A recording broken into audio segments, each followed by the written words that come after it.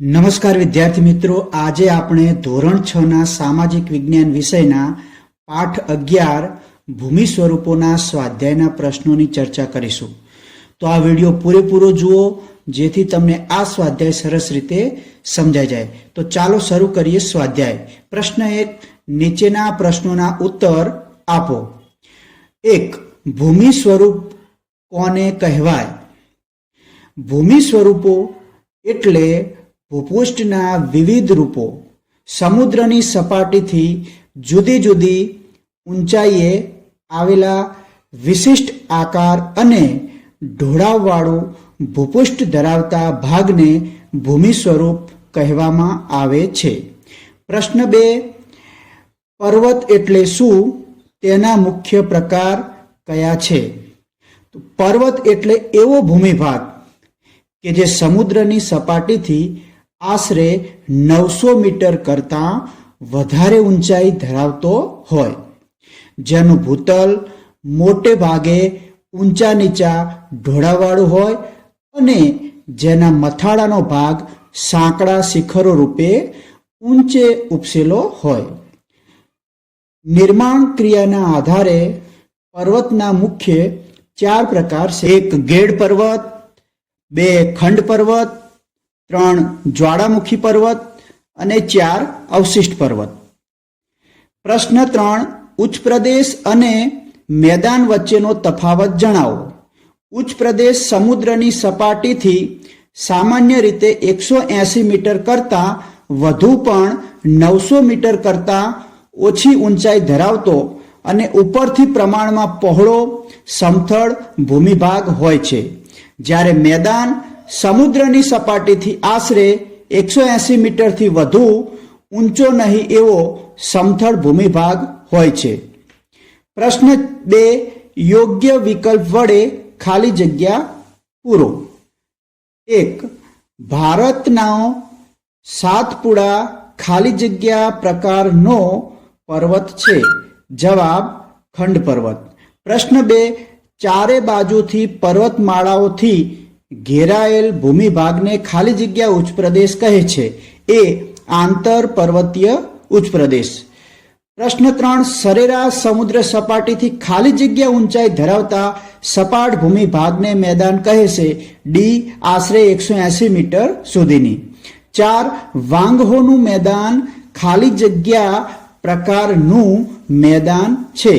બી નિક્ષેપણ મેદાન. પ્રશ્ન 3, મને ઓળખી કાઢો. 1. હું જમીનથી 3 બાજુથી ઘેરાયેલો છું. જવાબ અખાત. 2. મારો છેડો જળ ભાગમાં અમુક વિસ્તાર સુધી ફેલાયેલો રહે છે. જવાબ ભૂસીર. 3. હું ચારે બાજુથી જળ વિસ્તારથી ઘેરાયેલો છું. જવાબ ટાપુ. હું 2 જળ વિસ્તારને જોડું છું. જવાબ સમુદ્ર ધુની. 5. મારી 3 બાજુ સમુદ્ર અને 1 બાજુ જમીન છે. જવાબ દ્વિકલ્પ. 4. ટૂંક નોંધ લખો. 1. ખંડ પર્વત. સામાન્ય રીતે મંદ ભૂસંચલન દરમિયાન ઉદ્ભવતા ખેંચાણ બળના લીધે ખડકોમાં સ્તરભંગ રચાય છે. 2 સ્તરભંગોની વચ્ચે પ્રદેશ ઉચકાઈ આવે છે અથવા વચ્ચેનો ભાગ જેમનો તેમ રહે છે, તેથી બંને બાજુના પ્રદેશ નીચે સરકી જાય છે. એ ઊંચો રહી ગયેલો ભૂમિભાગ ખંડ પર્વત કહેવાય છે. જર્મનીનો હોસ્ટ પર્વત તેનું શ્રેષ્ઠ ઉદાહરણ ગણાય છે, તેથી ખંડ પર્વતને હોસ્ટ પર્વત પણ કહેવામાં આવે છે. ભારતના નીલગિરી, સાતપુડા, વિંધ્યાચળ વગેરે ખંડ પર્વતો છે. ખંડ પર્વતોની ઊંચાઈ ઓછી હોય છે, તે ભૂમિ સપાટી પર મર્યાદિત વિસ્તારમાં પથરાયેલા છે. પ્રશ્ન 2, ઉચ્ચ પ્રદેશનું મહત્વ જણાવો. લાવાની કાળી ફળદ્રુપ જમીનથી બનેલા ઉચ્ચ પ્રદેશમાં કપાસનો પાક સારો થાય છે. પ્રાચીન નક્કર ખડકોના બનેલા ઉચ્ચ પ્રદેશોમાંથી લોખંડ, મેંગેનીઝ, સોનું વગેરે કિંમતી ખનિજો મળી આવે છે. ઉચ્ચ પ્રદેશના ઘાસવાળા ઢોળાવો પર પશુપાલન પ્રવૃત્તિ માટે સારી અનુકૂળતા ધરાવે છે.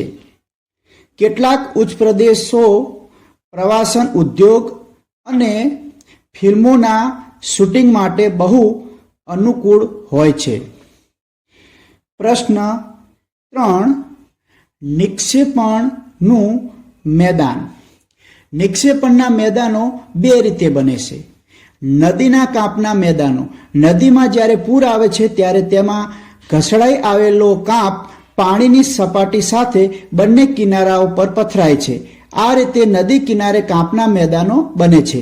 ભારતમાં ગંગા યમુના મેદાન, ઉત્તર ચીનમાં હવાંગોનું મેદાન, ઇટાલીમાં પો નદી વડે બનેલું લોમ્બાર્ડનું મેદાન કાંપના મેદાનોના ઉદાહરણ છે.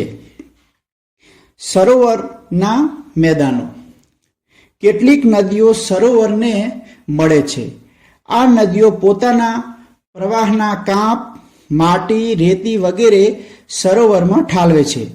તેથી સરોવર ધીમે ધીમે પૂરાય છે અને કાળક્રમે ત્યાં મેદાન બને છે, જે સરોવરનું મેદાન કહેવાય છે.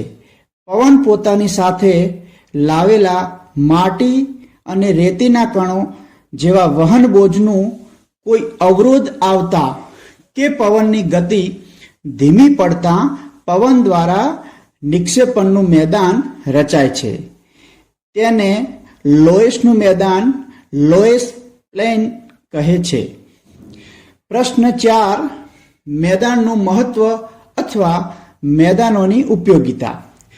ફળદ્રુપ મેદાનો માનવ વસવાટ માટે બધી રીતે અનુકૂળતા ધરાવે છે. તેથી ત્યાં ખેતી, વેપાર અને ઉદ્યોગ ધંધા જેવી આર્થિક પ્રવૃત્તિઓ ખૂબ જ વિકસેલ છે. સપાટ ભૂપૃષ્ઠને કારણે મેદાનોમાં સડક માર્ગો અને રેલ માર્ગોનો વિકાસ વધારે થયો છે. મેદાન પ્રદેશોમાં ગીચ વસ્તી ધરાવતા મોટા શહેરો વિકસ્યા છે. ફળદ્રુપ જમીન મુખ્યત્વે ખેતીની પેદાશો માટે ખૂબ ઉપયોગી છે. કેટલીક ખેત પેદાશો ઉદ્યોગોને કાચો માલ પૂરો પાડે છે.